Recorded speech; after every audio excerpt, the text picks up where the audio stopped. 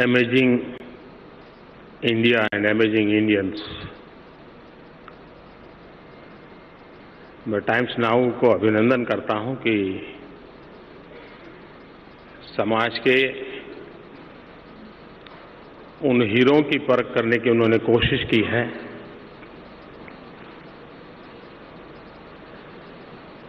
जो कभी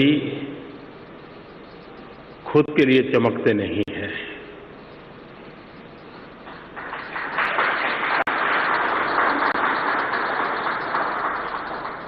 ये वो हीरे हैं जैसा हीरे का स्वभाव रहता है, खदान से निकल तक किसी के शरीर पर धारण करने तक की उसकी यात्रा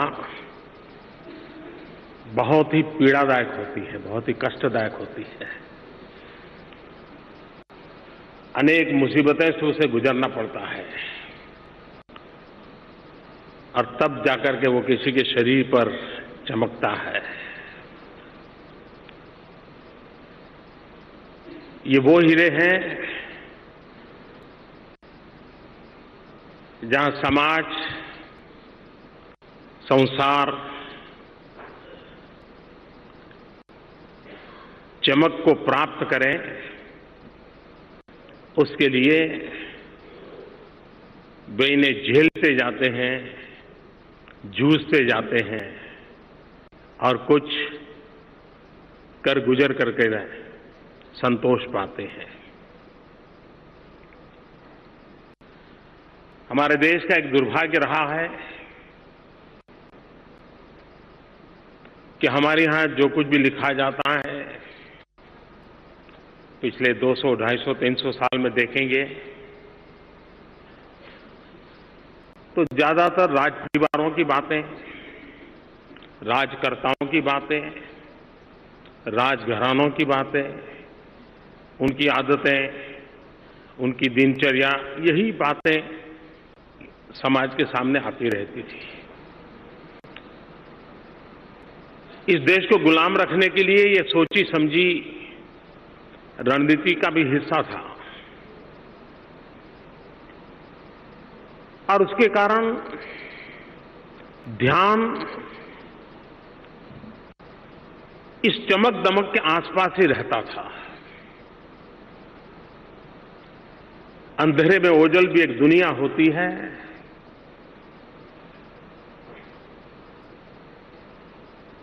मुसीबतों के बीच भी मूल्यों के लिए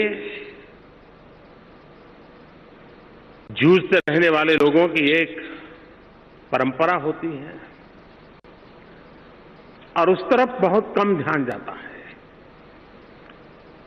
प्रेमचंद जैसे साहित्यकारों को पढ़ते हैं तो ध्यान में आता है कि किस किस प्रकार से लोग जीवन को संवारते थे। सिर्फ जीवन को जीते थे ऐसा नहीं, जीवन को संवारते थे।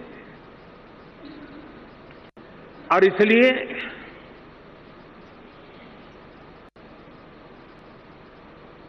हमें अपने आप की शक्ति को भी अगर महसूस करना है, हमें अपने आप को भी अगर पहचानना है, तो अंधेरे में ओझल जो लोग हैं उनको देखने से कभी हम अपनी स्थिति को पहचान पाते हैं।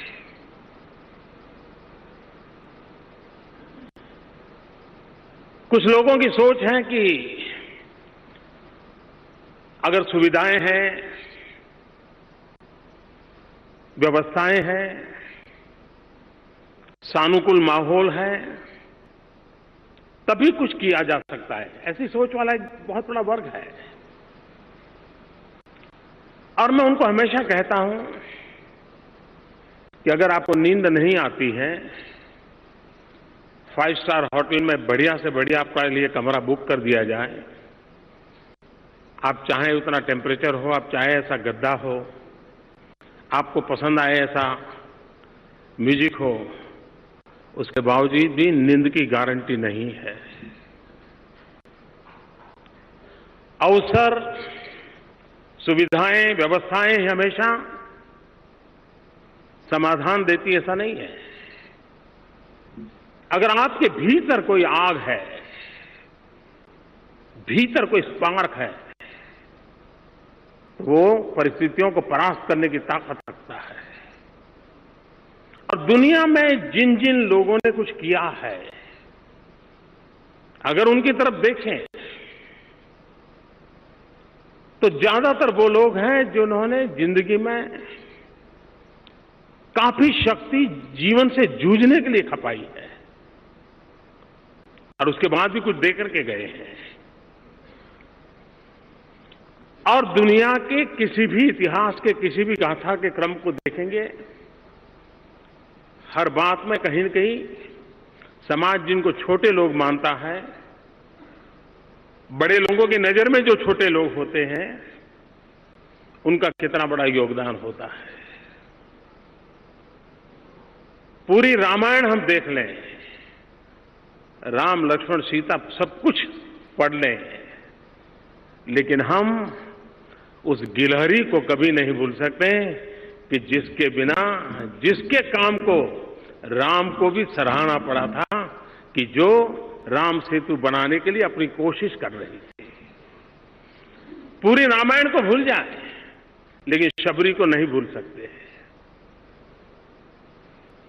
श्री कृष्ण के कई रूप धारण याद आते होंगे, लेकिन सुदामा को नहीं भूल सकते, उन ग्वालों को नहीं भूल सकते। छत्रपति शिवाजी इतनी बड़ी दुनिया, लेकिन छोटे छोटे वो मालवे जो कभी सिंहगढ़ जीतने के लिए जिंदगी खपा देते थे, इसको कभी भूल नहीं सकते। पंच प्यारे, गुरु परंपरा को याद करें, वो पंच प्यारे कौन थे? सामान्य लोग थे। एक महान परंपरा को उन्होंने जन्म दे दिया। छोटे छोटे लोग इतिहास बदल देते हैं, समाज की सोच बदल देते हैं। हमारे देश का ये दुर्भाग्य रहा है कि आजादी के बाद भी हमारी नजरें राज्य व्यवस्थाओं पर टिकी हुई है, राजनेताओं पर टिकी हुई है, और कभी कभी लगता है कि आवश्यकता से अधिक उनको प्राधान्य दिया जाता है। जितना उनको देना चाहिए उतना देना तो समझ सकते हैं, लेकिन हम देखते हैं आवश्यकता से अधिक दिया जाता है।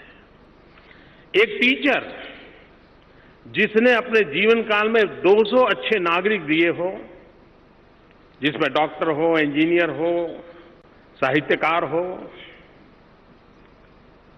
उस टीचर का किसी चौराहे पर नाम नहीं होता है, उसके नाम का कोई रास्ता नहीं होता है। लेकिन एक कॉर्पोरेटर बन जाए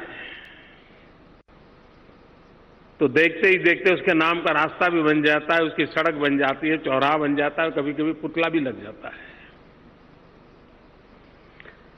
समाज के लिए ये जीने वाले लोग जो राजनीतिक तामझाम से काफी दूर हैं, उनकी संख्या करोड़ों में है। हम पूरे हमारे कृषि जगत को देखें, कृषि जगत को ताकत जितनी लेबोरेटरी से मिली है या वैज्ञानिकों से मिली है, उससे ज्यादा गांव के सामान्य किसान के नित्य निरंतर प्रयोगों से निकली हुई है। लेकिन उस तरफ हमारा ध्यान नहीं जाता है। समाज की शक्ति को पहचानना, समाज की शक्ति को जोड़ना, समाज की शक्ति के आधार पर राष्ट्र शक्ति को उजागर करने का प्रयास, यही अंतिम ताकत के रूप में उभरता है। और इसलिए जिन्होंने कुछ न कुछ किया है, विपरीत परिस्थितियों में जीकर के दिखाया है, या विपरीत परिस्थितियों के बाद भी औरों के लिए जीना सिखाया है, जिनका जीवन स्वयं में अपने आप में एक उदाहरण बन गया। एक दीप से जलता दीप हजार, ये जो ताकत खड़ी की है, ऐसे ही रत्नों का मुझे आज दर्शन करने का सौभाग्य मिला है। और ऐसे अनगिनत लोग हैं, हिंदुस्तान के हर कोने में अनगिनत लोग हैं। उनकी शक्ति को हम कैसे पहचाने? भारत की जो मूल सोच है वो तेन तकते न भूंजी था, ये उसकी मूल सोच है। त्याग उसकी मूलभूत चिंतन का हिस्सा है, और उसी में से इस प्रकार के जीवन निर्माण होते हैं जो जीवन औरों को प्रेरणा देते हैं। इन सब की अपनी भी एक कथा है, अपनी विशेषता है। और आज इस कार्यक्रम के बाद बहुतों का उन पर ध्यान जाएगा, वे कुछ और करने का उनका हौसला बुलंद होगा। एक कमी हमेशा महसूस होती है कि इस प्रकार का जीवन जीने वाले लोग अपने जीवन में तो बड़े संतुष्ट होते हैं क्योंकि वो स्वांतः सुखाय करते हैं। किसी ने तुलसीदास जी को पूछा था कि आप ये सब क्यों कर रहे हो? तो तुलसीदास का सीधा सीधा जवाब था, भाई मुझे इसमें आनंद आता है इसलिए मैं कर रहा हूं। मैं ये करने के बाद भी शायद दुनिया इसको स्वीकार करेगी या देखेगी, ये मेरा विषय नहीं है। मैं स्वांतः सुखाय करता हूं, अपने संतोष के लिए करता हूं। ये वो लोग हैं जो अपने सुख के लिए, संतोष के लिए ये किए बिना वो रह नहीं सकते। ये करेंगे तब उनका मन का दुख भी दूर होगा। इस ऊंचाई को प्राप्त करते हैं तब जाकर के करते हैं। और इसलिए इन महान मूल्यों को हम कितने उजागर करें, कैसे उजागर करें, इन मूल्यों का हम जतन कैसे करें और सामान्य से सामान्य व्यक्ति को उसकी प्रेरणा कैसे दें, ऐसे अवसरों से वो एक ताकत उभर करके आती है। मैं फिर एक बार उन सभी रत्नों को वंदन करता हूं, अभिनंदन करता हूं। और उन्होंने एक ऐसी मिसाल कायम की है जो सुनने पढ़ने वालों को भी शायद प्रेरणा देने के कारण बनेगी। मैं टाइम्स नाउ का भी बहुत आभारी हूं कि मुझे ऐसे रत्नों के साथ उनके सपनों को, उनके जीवन को जानने का, उनको दर्शन का अवसर मिला। बहुत बहुत धन्यवाद। बीजेपी व श्री नरेंद्र मोदी ने लोकसभा चुनाव के दौरान देश व जनहित में और खासकर गरीबों, दलितों, आदिवासियों